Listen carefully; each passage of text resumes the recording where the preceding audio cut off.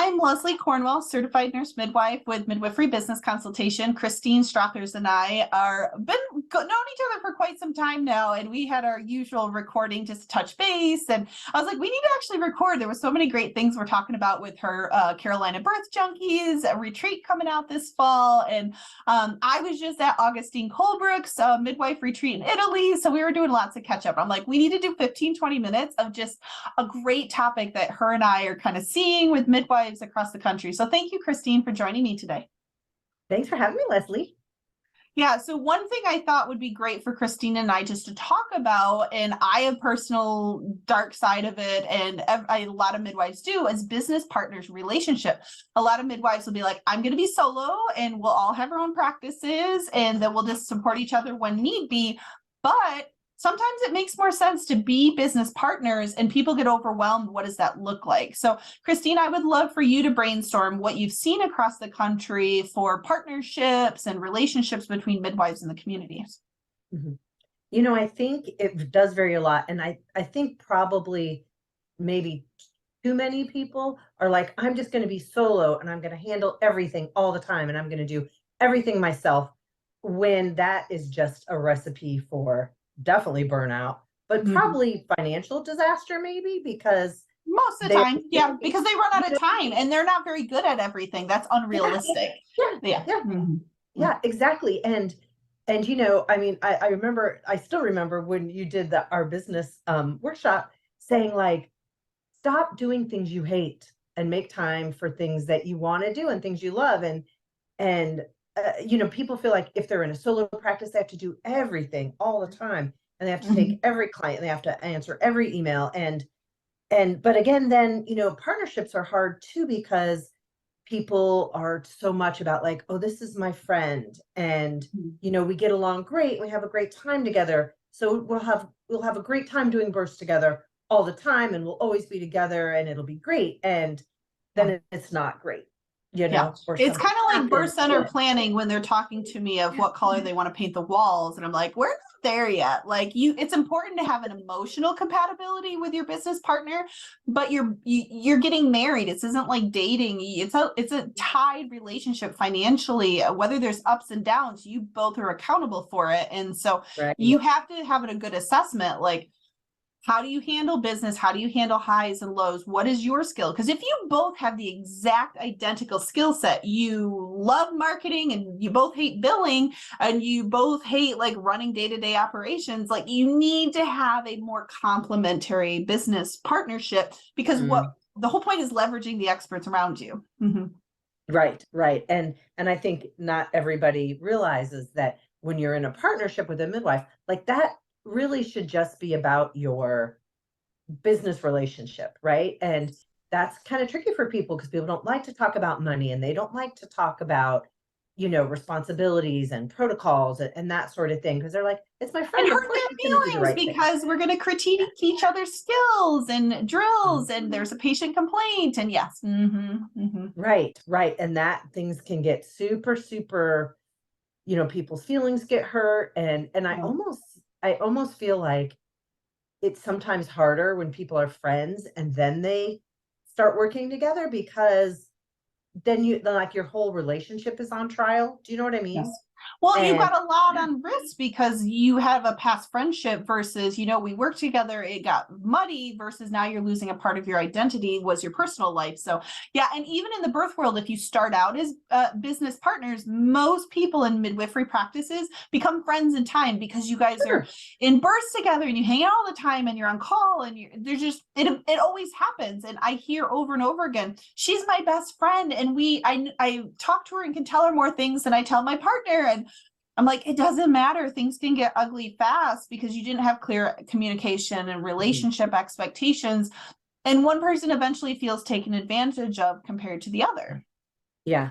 And you know, it comes up in even small ways, right? Like, you know, one of my students just started a doula, like collective doula referral agency with a friend. But the thing is, one has 2 kids, one has 5 kids, including 6-month-old twins. Do you know what I mean? So there's a lot of like, well, so-and-so is really too busy. And I'm like, well, you know what? Is this supposed to be a 50-50 partnership? Because if it is, then you both need to be doing at least 50% of the Yeah. work. And it's kind of becoming a little bit of a problem, I think, because they didn't address that. They didn't say, here, let's kind of divvy up these jobs or whatever so that we are both spending equal amounts of time and energy on the Yeah. work. Yeah. And so right Well, now it's even more just like, I'll step back, even clear expectations of value, because I put together a lot of business partnerships where I am a huge person of boundaries and time. I add my value in the beginning. I give them the structure, the system, and I get a cut of partnership long term of what I've invested in the beginning. And so sometimes even just thinking partnership, a traditional midwife practice, you're usually like, okay, you're going to work 30 hours a week. I'm going to work 30 hours a week. We should split it 50-50. But sometimes it's 70-30, sometimes it's 60-40. It's really about clear expectations. I would like to be your partner. This is what I bring to the table initially. And whether it's money, it's sweat equity, it's time, it's already past supplies, whatever you bring to the table. And then what are you going to do maintaining it? Kind of like you have two levels of budgets. You have the startup budget and you have a monthly budget. You should have the same concept with business partnerships. You should be saying, okay, what's my initial sweat equity into the value? Because especially when there's two established practices wanting to merge together, one may be a new grad and doesn't have a branding, a legacy, the supplies, they're not going to bring as much to the table. So how are they going to make up for it if they want 50-50? They're going to do a lot more work that the experienced midwife doesn't have to, because her value she brought. So there's different ways. You just have to have it in writing, because guess what? You get forgetful and tired and be like, I didn't say that, and be like, I swore you said that. Right. Exactly. Yeah. I think that's super important. Just even though it's like, oh, you know what? You can still be friends and still put things in writing. And that is just to kind of protect everybody. It's And like we clear were talking about communication. I'm earlier, not saying you're going to do anything to me, but we've talked about hypothetical situations, and now we have a place to look and address it before there's a bias and a conflict of interest present. What if you have to cut down for health reasons? What if like you slip and fall? I'm not saying you're going to slip and fall, but you can't work. Like I have to, am I going to do double the work? Are we going to hire someone to replace you? Like we have to have these conversations.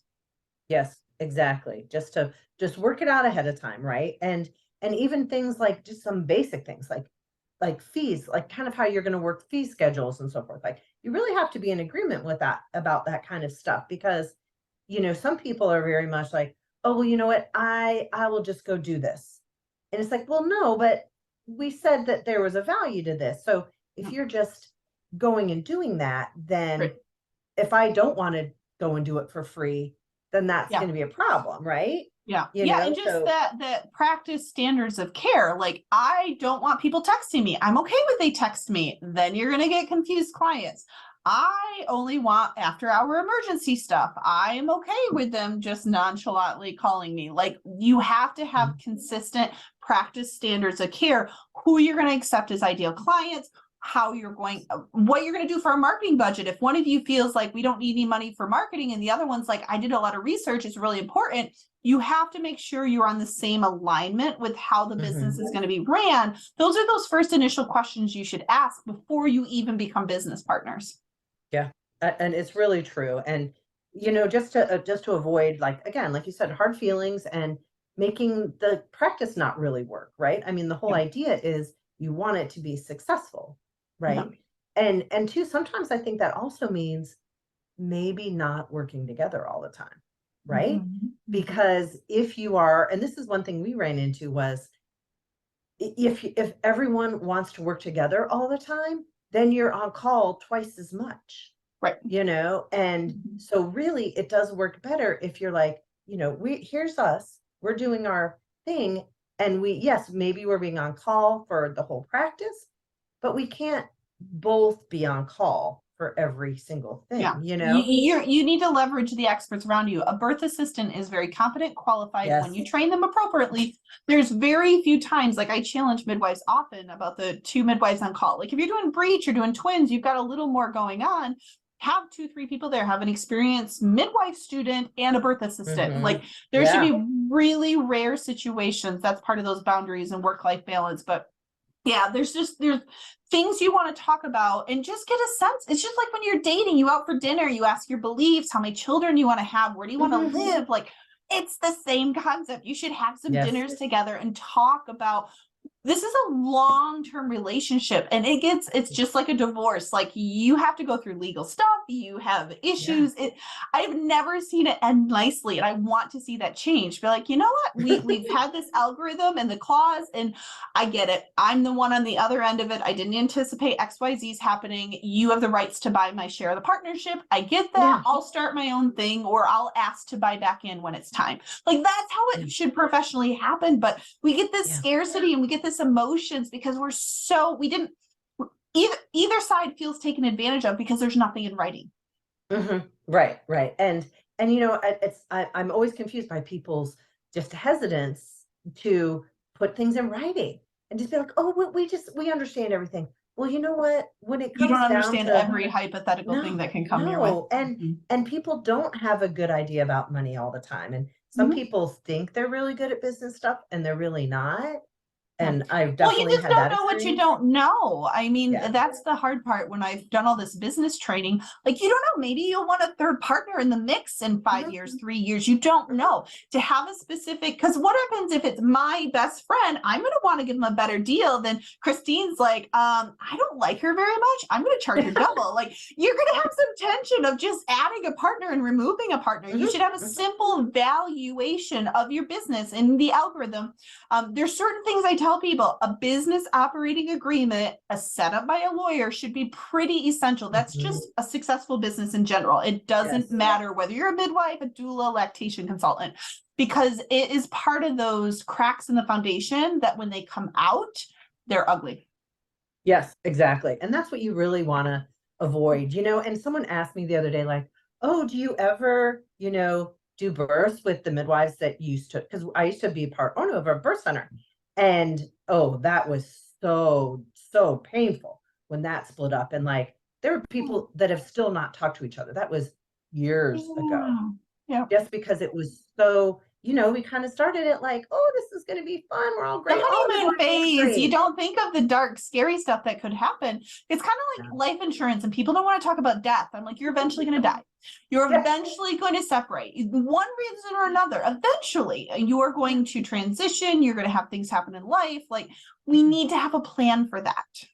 Right. And there really wasn't one, and that made it super painful. Wow. So painful. So painful. So I don't want to be like negative when people are like, oh, I want to start a birth center, but I want to be like, oh, okay, really think about that. Like, really think. Are you compatible? I think if we can teach people the angles of what they can understand, in India, they get arranged marriages. They are dating and they're forced to make it happen. They can't get divorced, but like you use your dating to see if you're compatible. And if you want to have this life growth and this journey together, we need to have more dating time before we become business partnerships with midwives and just anybody in a small business. Yeah, definitely agree. And go ahead. And maybe even kind of codify that a little bit, like, hey, let's do some births together. Let's try out some assistance. Let's maybe even, I want to say, like, go see a counselor, but go see a lawyer together, do a consult with you. Yeah, I was going to say a neutral party that gets it. Like, let's just have a discussion and see, and then hear feedback from someone. Like, the business consultants on my team, like, they talk to midwives all over the country and they know all the different ways. You may get some gems of an angle to think about or structure, because we talk a lot with the consulting stuff of like, what are the different types of business structures you can create and what are the pros and cons of that relationship? And then, okay, if you want to truly go the direction of business partnerships, these are the documents, these are the things you need to have in order to make it successful, to make a good foundation of communication. So yeah, it definitely takes some time. And I think that's what's so hard is midwives want to get to the exciting part. They're like, I want to open my doors and I want to get my logo picked out and I want to start advertising because there's so many ladies needing home births in my area. You have to pause and plan a little bit. Yes. Exactly. Don't assume you can just jump in and it'll all work out, because you might be jumping in with someone that is not a good fit for you. And I 100% believe in like partnerships and group practice. It's so important, but you have to do it right because things, and two, like midwives tend to have big personalities, right? We do. And they have a lot of ideas. We have strong beliefs, and our way is always right. Yes. And sometimes that is enough to be like, wow, I sure like that person, but I don't want to be in a practice with them. There would just be too much conflict over just procedures and kind of like, and even like risk evaluation. Some people literally will take any client ever.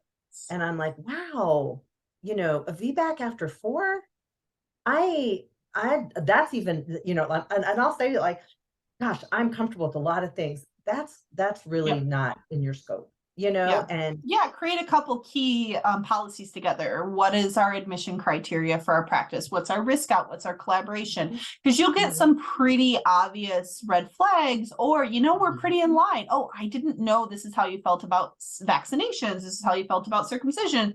This is how you felt about XYZ, or I only want to serve the Amish and you want to do low income in a federally qualified health center. We're probably not a good fit for each other to be business partners. Right. And all great ideas, but might not work together. So definitely. Well, and I liked your idea of the phases, because I tell people that with hiring new staffs, with business partnerships, have an evaluation period. Just say, okay, for the first 3 months, we're going to have our own entities, whether we're going to choose sole proprietors or LLCs that will now be partners in that parent company, whatever structure you want to do. But spend 3 to 6 months and just slowly build that relationship of more dependency with each other, and having in it very clearly written, like, as we started working together, your work ethics are a little different than mine, your philosophy, you want to see every single person for a consult, and I only want to see them if they fit XYZ criteria. Like, we just are probably better to support each other for backup call. Or we're pretty in a line. You're never going to be 100%. You have to honor each other's differences of just style, but you also have to make sure the core beliefs of the practice. Your clients are going to be very, very confused. They see Jill and then Jane says complete opposite thing the next time. Like, and I will come to your house in early labor, and I will come as soon as you need me. Like, they need to have a conversation. Exactly. I know it. Yeah. But I think that's probably the most important takeaway, from us talking about this is you just need to communicate, and you need to codify that communication a little bit, right? And be like, okay, well, we can work this out if we do these things. Like, can we agree that we're going to, divvy up jobs this way, or that we're going to outsource these things? Like, and as long as everybody agrees on that and sticks to that agreement, then it's going to work out. You could get some people with very different personality styles or whatever, as long as they have, common core agreements and they honor them. There's a great book coming to my mind. I mean, it's an audiobook, but Crucial Conversations. Any midwife should read or listen to Crucial Conversations. It helps with your partner, it helps with your business, it helps with your kids, it helps with any time you're trying to negotiate and understand a conflict. Crucial Conversations is a phenomenal book. So I think part of it is just midwife getting the right tools and resources to have those tough conversations, because most of the time it's tough because you're not familiar with it. You're scared, you're fearful, you're unknown. But when you start realizing, okay, this is what all businesses do. It's not that I'm taking it personally and she thinks I'm a bad person, blah, blah, blah. We have to get past that fear and anxiety. Just because it's not familiar in the midwifery world doesn't mean that it's not pretty standard practice with businesses across the country. Right. Definitely. So awesome. Well, thank you so much as always, Christine. I love our chats. And so put in a little plug of all the exciting stuff this fall. You do so many amazing things for midwives. Yeah, I love it. So our big event we have coming up in August, at the end of August, is our Carolina Birth Junkies retreat. And it's a conference as well. It's 4 days. It's amazing. We're going to have great speakers. So definitely anyone can check that out on the Carolina Birth Junkies website. It's a wonderful big event. We Yeah, love it. well, and I'm excited. I'm going to be doing a couple chats. We were talking about some different raffle goodie ideas and some fun games to play. So it's going to be a hoot. So I think everybody should come. You guys go camping in the woods and it's like truly let Awesome. loose, have fun. So anybody can come, students, midwives across the country. It tends to be more local, regional, but I know you really want to expand it to all midwives. Yeah. And we have people that come from all over, you know, to hang out with us. And we love that. And that's wonderful. Everyone Perfect. brings a Well, lot I'm of it. excited. Yeah. And everybody, it'll go by the fast. So yeah, so go to carolinabirthjunkies.com and it's got the description. She's got a lot of courses, online, in-person workshops. Christine does a lot for continuing education for midwives. So thank you, Christine, for your time today. Thanks, Leslie.